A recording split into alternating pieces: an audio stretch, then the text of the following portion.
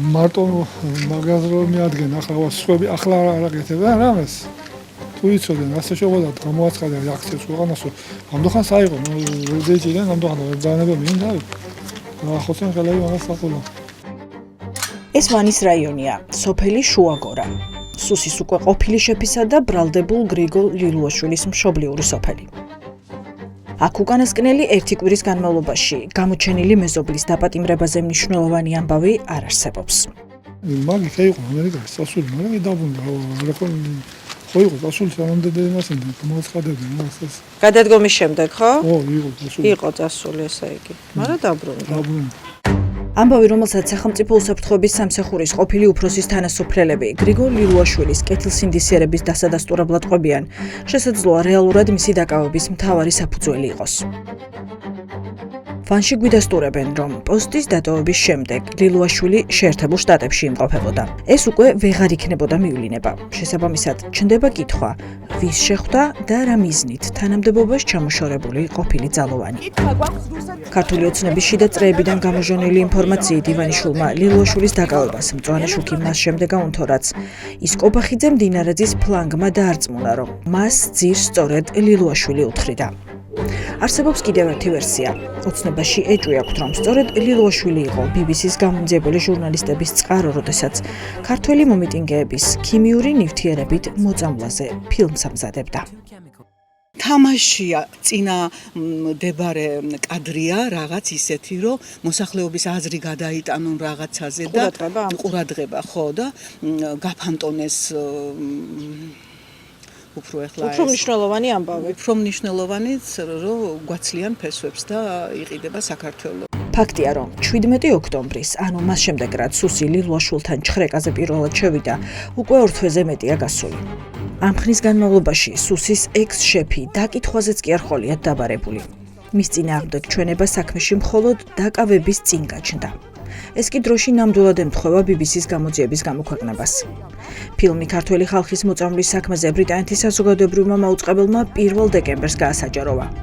მანამდე კი ქართულ ოცნებას შეატყობინა, რომ კონკრეტულ ბრალდებებზე პასუხის გაცემის შესაძლებლობა ჰქონდათ. მოვლენების ეს თანხმედრა არ გამორიცხავს ვერსიას, რომ ქიმიური ნივთიერებით ხალხის მოწამვლის სკანდალში გახვეულმა ქართულმა ოცნებამ ინფორმაციის გამტანის ძებნისას ეჭვი სწორედ ლილუაშვილზე მიიტანა. ამ ვითარებაში კი ივანიშვილის დარწმუნება, რომ ლილუაშვილმა უღალატა მარტივი იყო. რატომ მოიშორეს ასე თავიდან? ხო, აი რაღაცა. ეს არის კითხვა, რომელზეც პასუხი ვერც სასამართლოს დარბაზში მივიღეთ. არ დაუხურავთ ღარიბაშვილის, ბურჭულაძისა და მიქაუტაძის ხტომები, მაგრამ მედია გამოუშვეს გრიგოლ ლილუაშვილის პროცესიდან, სადაც თავად ბრალდებული არც კი გამოცხადებულა. დაკავებულია გრიგოლ ლილუაშვილი. რისი გამჟღავნება არ უნდა ბრალდების მხარეს. ჩვენ პროკურორს ვკითხეთ, იკვლევს თუ არა გამოძიება ლილუაშვილისა და საერთაშორისო მედიის, ამ შემთხვევაში BBC-ს კავშირს. მედიასთან გრიგოლ ლილუაშვილის კავშირებს იძიებს პროკურატურა. როგორც ბრიფინგზე განაცხადა გენერალურმა პროკურატურამ, ამ მიმართულებით გამოძიება რა თქმა უნდა მიმდინარეობს. კონკრეტულად რითი ხართ დაინტერესებული ქალბატონო მარიამ? ამაზე მეტი ინფორმაცია სამსახურზე ვერ მოგეთ. ის, ვინც ქართული ოცნების შიდა დინებების ამბები კარგად იცის, ამბობს, რომ სრული ძალაუფლების მოსაპოვებლად ირაკლი კობახიძეს ყოფილების საბოლოოდ ჩამოშორება სჭირდებოდა. ამიტომ ბიძინა ივანიშვილი დაარწმუნა, რომ ლილუაშვილი მახეს უგებდა და მისი დაკავების უფლებაც მიიღო. სახელმწიფო უსაფრთხოების სამსახურის ყოფილი შეფის მშობლიურ სოფელში ნათესავები და მეზობლები, რომელთა ინფორმაციის წყაროც გრიგოლ ლილუაშვილის ოჯახის წევრები არიან, უფრო მეწყობიან, ვიდრე საჯარო კომენტარებში სუსის ექს-შეფის ადვოკატი და მისი ყოფილი გუნდი. ხელმძღვანელი იყო ხო ამდენი წლები კაცი და მაგაზე დიდ ინფორმაციას ვიმფლობს. არ ეშინიათ, რომ რაღაცა გამოჟონავს. როგორ ფიქრობთ? რა მგონია იცი? აი ამაშია უკვე გიოს ვაშკაცობა, რომ მაგას მაინც არ იტყვის. არ იტყვის. ვერ იტყოდა ხმამაღლა ამას მაინც. და ზუსტად მანდარის, აი აგრესიის პირველი სათავე, რომ რაღაცა უჩუმრად მაგან დასტური არ გააკეთა და იქედან წამოვიდა მერე პრემიერიდან რაღაცა აგრესია და იქედან აეხადა მერე თითქოს რაღაცას ფარდა და ანუ რეგიონულ მინისტრობას რო არ დათანხმდა მაგას. ხო, ეს მერე არ მოხდა, რომ უკვე საერთოდ რატო გაუშვეს? ვითომ მოხსნეს, ვითომ დანიშნეს, ვითომ უცებ გაქრა და არც რეგიონალური. ახლა აი რატო მოხდა, რა იყო მიზეზი, მერე რატო შეითითხნა ეს ამდენი მილიონები და ეს ამდენი მილიარდები და ვითომ იყო ეს ყველაფერი. ხო და მაგას ყობახიძესთან მივდივართ საბოლოოდ. მაინც იმიტომ რომ ყობახიძიდან წამოვიდა ეს ყველაფერი. რატომ შეიძლებოდა გაჩენილიყო ეჭვი ოცნების რიგებში, რომ მასალები მათ წინააღმდეგ ყველაზე ავტორიტეტულ გამომძიებელ ჟურნალისტთა გუნდს დიდ ბრიტანეთში სწორედ ლილვაშვილმა მიაწოდა. BBC-ს პრაქტიკის გათვალისწინებით ეს მედია საშუალება არასდროს ეყრდნობა მხოლოდ ერთ წყაროს. მით უფრო მაშინ, როდესაც საქმე ხალხის წინააღმდეგ ქიმიური ნივთიერების გამოყენებას ეხება. ამ მასშტაბის სკანდალური ამბის გამოძიების დროს გამომძიებელი ჟურნალისტები ყოველთვის ეძებენ დამატებით წყაროს სისტემის შიგნით. თუმცა არც BBC-ს და არც სხვა არც ერთი გამომძიებელი ჟურნალისტი არასდროს დაასახელებს იმ ინფორმატორის ვინაობას, ვინ მიაწოდა დოკუმენტი ან კონკრეტული ინფორმაცია. მე არ ვიცი საიდან აქვთ ეს ინფორმაცია, მე ამას ვერ გეტყვით. აქ საუბარი არ არის თქვენ რომ იცოდეთ ვინმეს მონაყოლს. ან რაიმე ინფორმაციას იმის შესახებ, რომ ვინმე სადმე რაღაც გაიგონა და ასე შემდეგ. საქმე ეხება ოფიციალურ მტკიცებულებებს.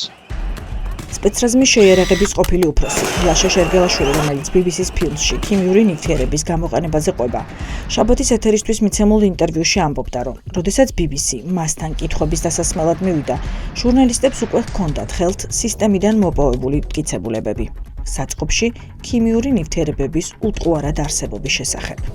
ნუ შეეცდებით გააყალბოთ ყველა ის საბუთები და ის დოკუმენტაცია, რაც უკვე არსებობს და აზრი არ აქვს. სად გადაკვეთა წითელი ხაზი სუსის ექს-შეფმა, რომელსაც ივანიშვილი 6 წლის განმავლობაში საკუთარ უსაფრთხოებასა და ძალაუფლებას ანდობდა.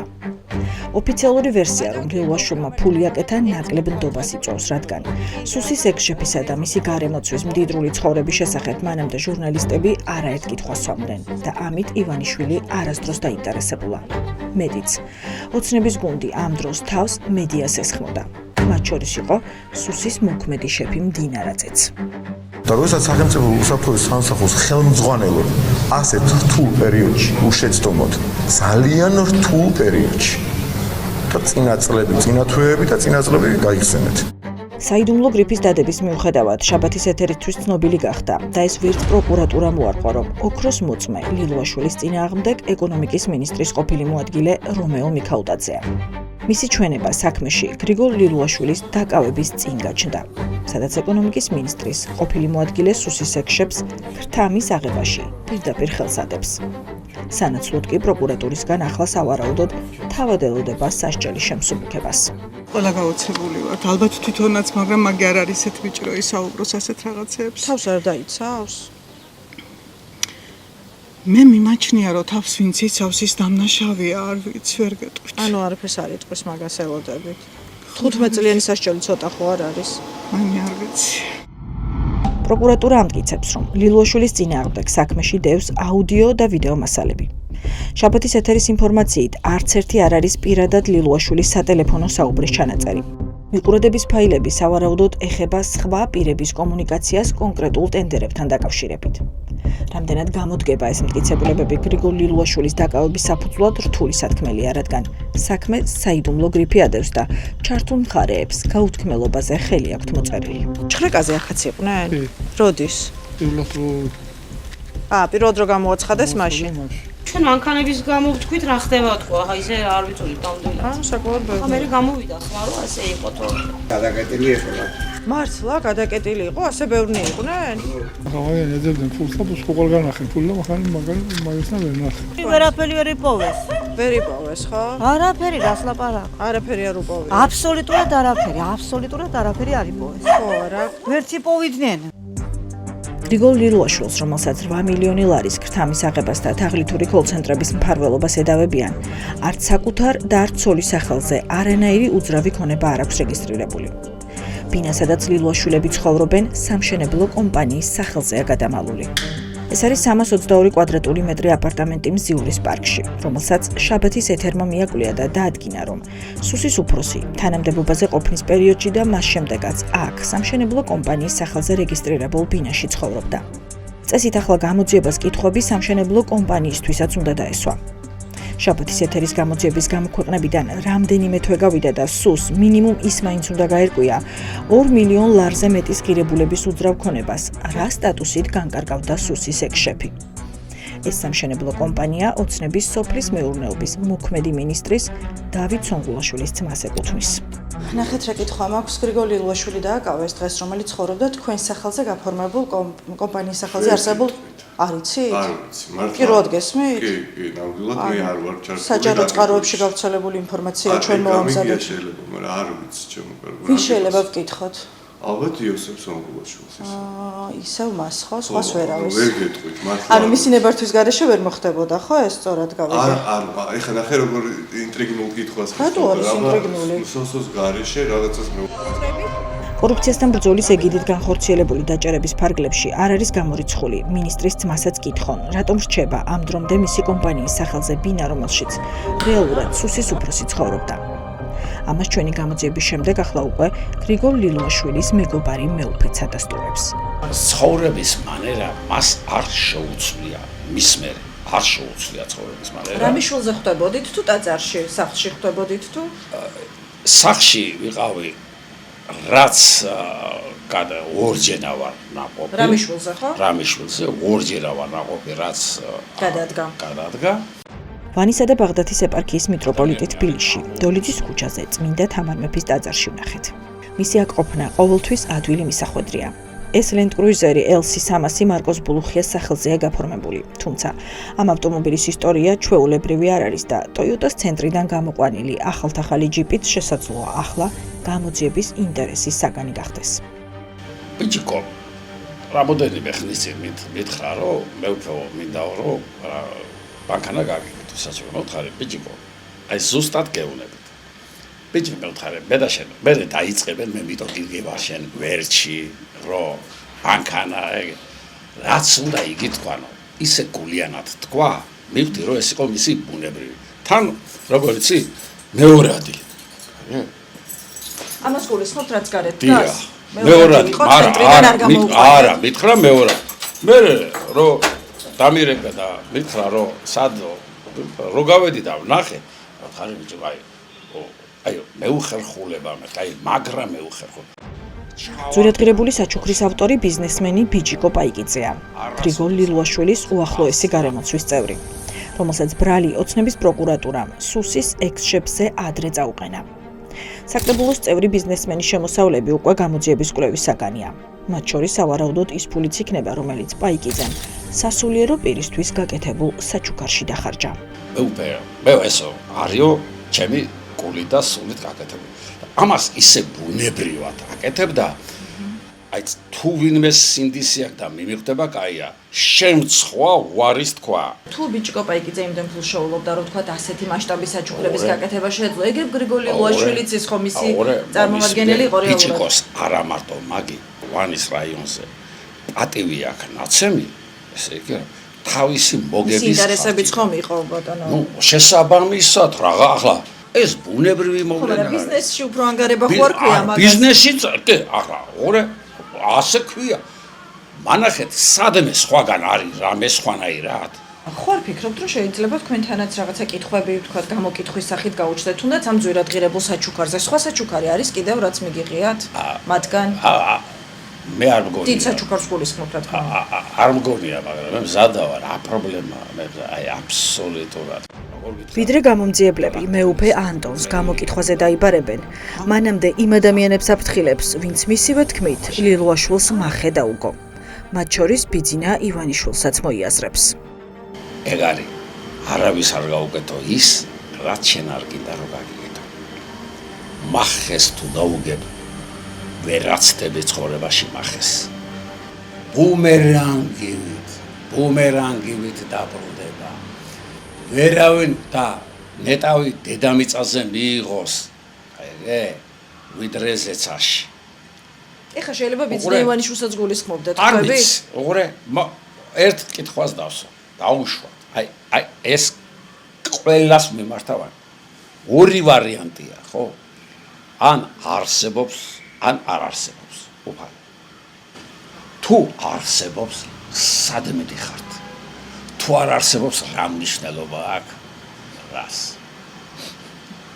და კონზე მოდით რა მე ჩემში ვიცი რომ მართალი ჩემში ასე ვიცი და დეტალებში არ შევა მაშინ რას ერჩიან მეუფეო თუ მართალი რატომ მეც ახლა მე რომ ეყავს მიკროფონი მე დაგისვა მაგ შეკითხვას რომ რას ერჩიან თქვა ისეთ ადგილებში მეუფე ანტონი იყო ერთ-ერთი ის ადამიანი, ვინც გადადგომამდე და გადადგომის შემდეგაც ლილუაშვილთან მჭიდრო კავშირში რჩებოდა. ამიტომ მან ზუსტად იცის ბიძინა ივანიშვილის მიმართ სუსის ექს-შეფის დამოკიდებულება, რაც იმაზე ბევრად აღმატებული აღმოჩნდა, ვიდრე გვეგონა.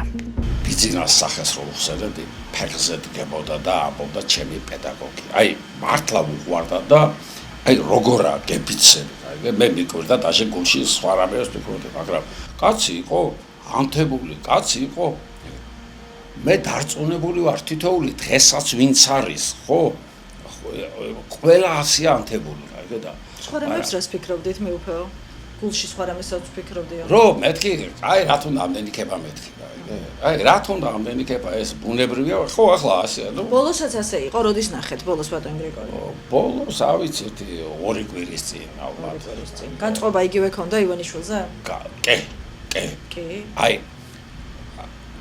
გულით დადგეთ ცოტა პროვოკაციულად და მაინტერესებდა აი იგივე ქონდა როგორ გაჩნდა და ვინ გააჩინა ბზარი ამ ურთიერთობაში გრიგოლ ლილუაშვილის მშობლიურ რაიონში ფიქრობენ, რომ ეს მდინარეზე კობახიძის დაჯგუფება მოახერხა.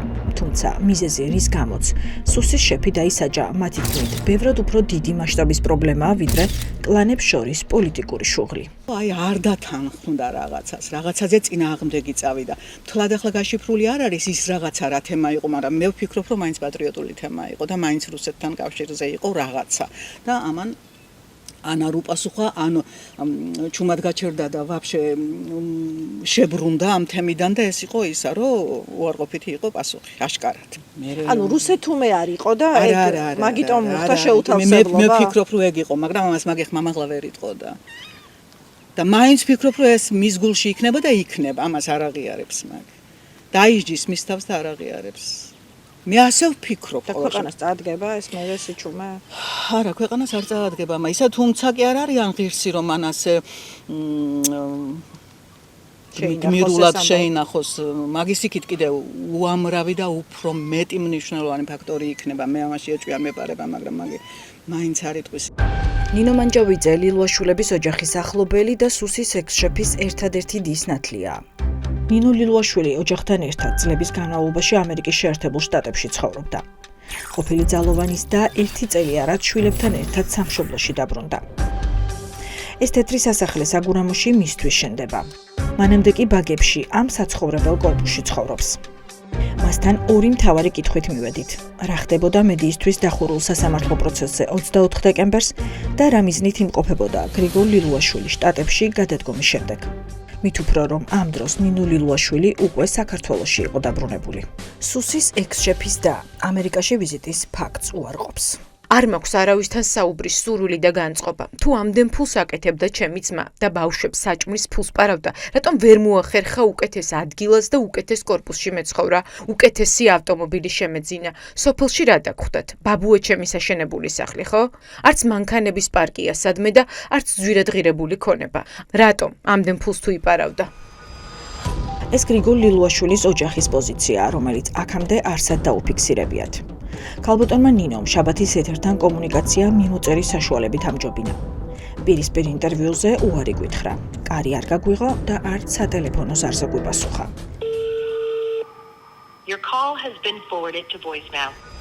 ნინო ლილუაშვილის ქმარი ირაკლი როკი-რაზმაძე ამერიკის შეერთებულ შტატებში ცნობილი ტექნოლოგიური კომპანიის ვიცე-პრეზიდენტია. რაზმაძე ამერიკის მოქალაქეა. ძმის გადადგომამდე ნინო ლილუაშვილი სოციალურ ქსელში აქტიური იყო. მუდმივად საპროტესტო მოძრაობისა და ევროკავშირის მადესკრედიტირებელ ინფორმაციებს აზიარებდა. სუსის შეფის პოსტიდან წასვლის შემდეგ კი მხოლოდ საეკლესიო სიახლეების ტირაჟირებით შემოიფარგლება. ქალბატონ ნინო, ვიცით რომ სახლში ხართ, თუ გნებავთ ნუ გამოხვალთ, შიგნიდან მაინც მიპასუხეთ, რაღაცის გადამოწმება მინდა. ჩვენს მიერ მოპოვებული ინფორმაციით სპეცსამსახურების თანამშრომლები ლილუაშვილის დასაკავებლად მის ფაქტობრივ საცხოვრებელ მისამართზე რამიშვილის ქუჩაზე 22 დეკემბერს მივიდნენ. თუმცა სუსის ყოფილმა უფროსმა ითხოვა, რომ საჩვენებელი დაკავება არ მოეწყოთ და მეორე დღეს პროკურატურაში საკუთარი ფეხით მივიდოდა. უბრალოდ გადავხედოთ მის შემდეგ რა ტრანსფორმაციაც განიცადეს. ოჯახში შიგასამზარეულო სასაცილოა თუ მეტი არა. რა ვინ ყავთ? წინადადებებს ვერ აბამენ ერთმანეთს. მე მსგავსი არ მწხვენია, უკვე კარგი დავანებოთ, ჩვენ შევეგუეთ, ვდუმვართ მთელი საქართველო და აი მის გარეთ რო გადიან. არ გწხვენიათ ელემენტარული ჟესტი, ელემენტარული საუბარი, თემატურად ვერ აბამენ. აი არ იცენ, კარგი, რომ ეცადინებენ, ნამეცადინებსაც ვერ ლაპარაკობენ, საოცრება ეგ არის. და რატო დაიტოვა ეს ხალხი და თქვა რატო გაუშვა ასეთები? გრიგოლი ლუაშვილი ახლა რუსთავის მე-12 დაწესებულებაშია. იმ ციხეში, სადაც მის მიერ დაკავებული მიხელ სააკაშვილი და სუსის შეფის, ასევე ყოფილი მოადგილე სოსო გოგაშვილი იხდიან სასჯელს.